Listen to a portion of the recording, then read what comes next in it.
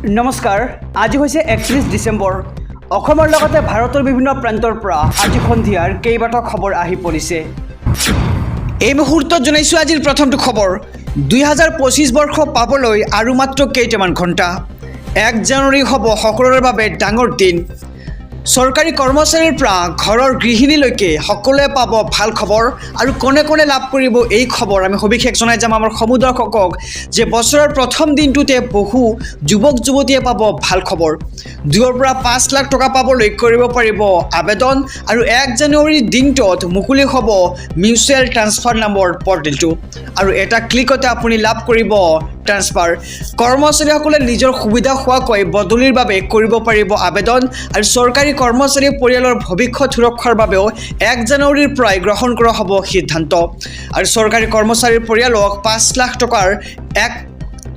টকাৰ 1 কোটি পৰ্যন্ত আৰ্থিক সাহায্য প্ৰদান কৰাৰ সিদ্ধান্ত গ্ৰহণ কৰা হ'ব 1 জানুৱাৰীৰ পৰাই আৰু 1 জানুৱাৰীতে ৰাজ্যৰ লাখ লাখ দৰিদ্ৰ পৰিয়ালে লাভ কৰিব ৰেচনৰ চাউল আৰু নতুনকৈ ৰেচন কাৰ্ড লাভ কৰা সকলেও এই দিনটোতে যাব লাগিব ৰেচনৰ দোকানলৈ। তেওঁলোকে লাভ কৰিব ৰেচনৰ সামগ্ৰী আৰু 1 তাৰিখৰ পৰা 10 তাৰিখৰ ভিতৰতে অৰুণোদয়ৰ হিতাধিকাৰীও পাব ভাল খবৰ আৰু প্ৰতিগৰাকী মহিলাৰ একাউণ্টত সোমাই পৰিব অৰুণোদয় আঁচনিৰ 1250 টকাকৈ আৰু 1 জানুৱাৰী হ'ব ৰাজ্যৰ সকলো জনসাধাৰণৰ বাবে এক ডাঙৰ দিন। আমি সবিশেষ জনাইছোঁ যে আপুনি কি লাভ কৰিব 1 জানুৱাৰীৰ দিনটোত অৰ্থাৎ 1 জানুৱাৰীৰ পিছৰ দিনবিলাকত আৰু চৰকাৰী কৰ্মচাৰীৰ পৰা গৃহিণীলৈকে সকলোৱে পাব ভাল খবৰ।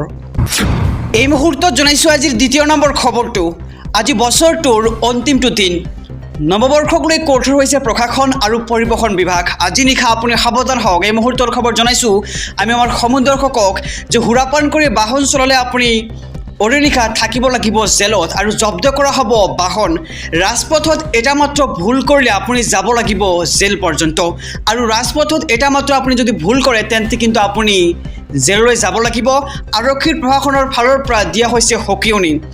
কোনোলোকে সুৰাপান কৰি বাহন চলালে ৰেহাই দিয়া নহ'ব আজিৰ দিনটোত অৰ্থাৎ 31 ডিচেম্বৰ নিশা আৰু জিলাই জিলাই ৰাজপথত চলিব কঠোৰ অভিযান। নৱবৰ্ষৰ প্ৰাক্ষণত ভুলতো নকৰিব আপুনি এই কাম।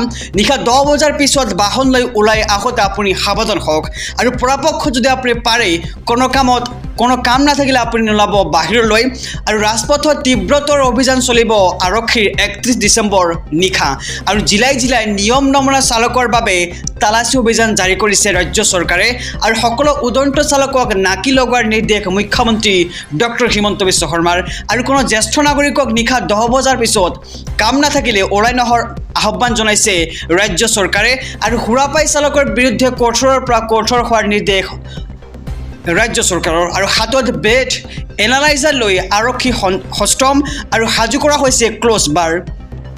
দ্ৰুতগতিত বাহন চলোৱা মানেই লগে লগে আপুনি লকআপত যাব লাগিব আৰু সামান্য ভুল হ'লে আপুনি 25,000 টকা পৰ্যন্ত ভৰিব লগা হ'ব পাৰে জৰিমনা আৰু সুৰাপান কৰি গাড়ী চলালে আপুনি 10,000 জৰিমনাৰ লগতে থাকিব লাগিব এদিন লকআপত আৰু ছিগনেল ভাঙিলে আপুনি আপোনাৰ বাবে চালান কাটিব 2,000 টকা কিন্তু যাব লাগিব জেললৈ।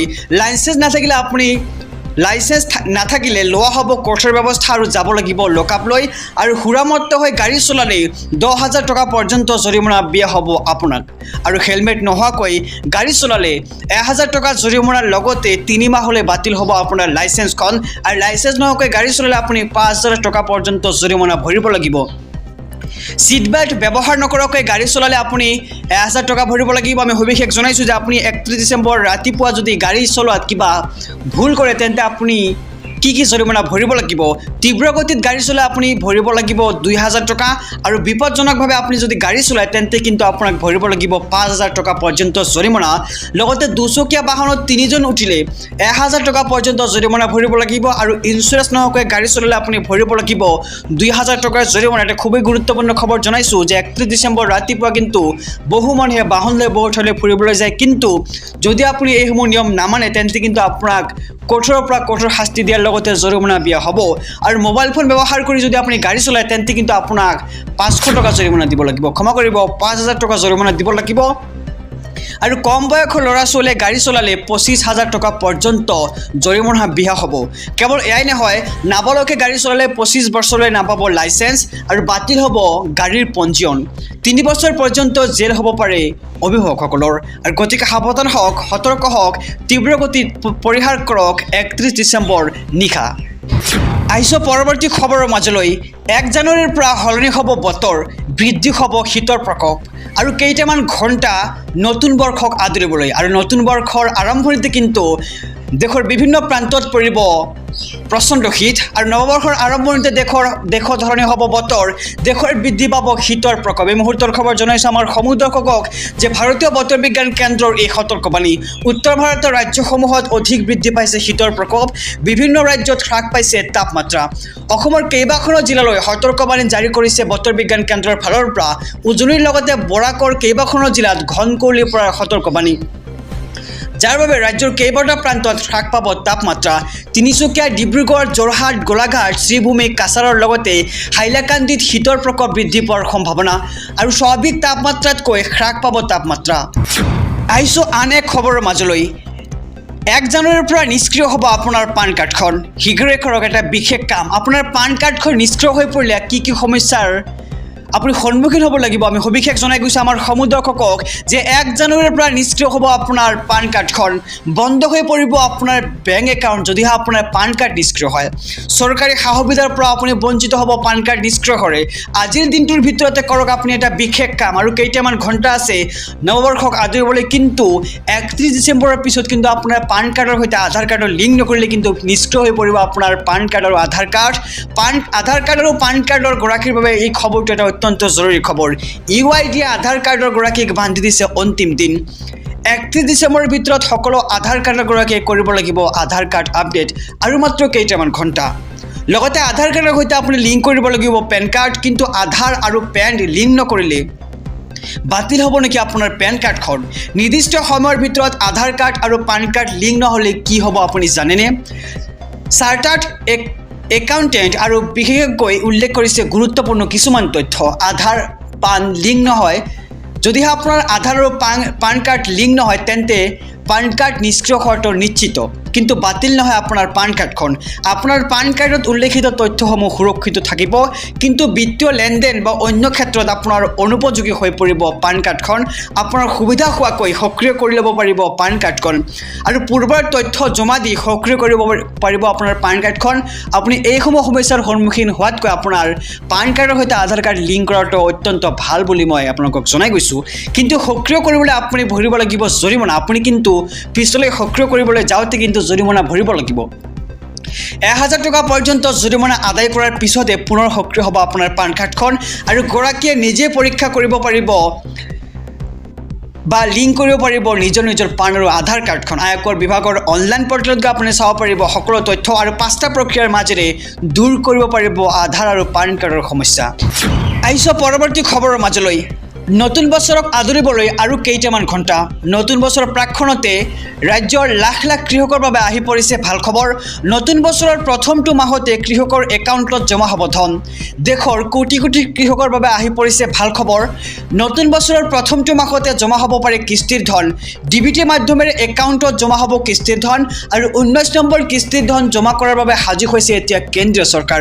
এই পৰ্যন্ত চৰকাৰে 18টা কিস্তিৰ ধন প্ৰদান কৰিছে ৰাজ্যৰ লাখ লাখ কৃষকক। আৰু 2025 চনৰ জানুৱাৰী মাহত 19 নৱেম্বৰ তাৰিখে কিস্তিৰ ধন দিব পাৰে চৰকাৰে। আৰু এটা কাম নকৰিলে আপুনি লাভ নকৰিব কিস্তিৰ ধন। কামটো আপুনি আগতীয়াকৈ জানে যে আপুনি যদি KYC সম্পূৰ্ণ নকৰে তেন্তে কিন্তু আপুনি লাভ কৰিবলৈ সক্ষম নহ'ব 19 নম্বৰ PM কিষাণ কিস্তিৰ ধন। আৰু অনলাইনত আপুনি কৰিব পাৰিব KYCৰ কাম pmkisan.gov.in অফিচিয়েল ৱেবছাইটলৈ আপুনি প্ৰথমে যাব লাগিব। আৰু দেশৰ কোটি কোটি কৃষকৰ একাউণ্টত কিন্তু 19 জানুৱাৰী তাৰিখে কিন্তু আপোনালোকৰ একাউণ্টত সোমাই পৰিব PM কিষাণ সন্মান নিধিৰ 19 নম্বৰ কিস্তিৰ ধন। আৰু নতুন বছৰৰ প্ৰথমটো মাহতে জমা হৈ পৰিব আপোনাৰ PM কিষাণ আঁচনিৰ কিস্তিৰ ধন। এই মুহূৰ্তত জনাইছোঁ আজিৰ 5ম নম্বৰ খবৰটো।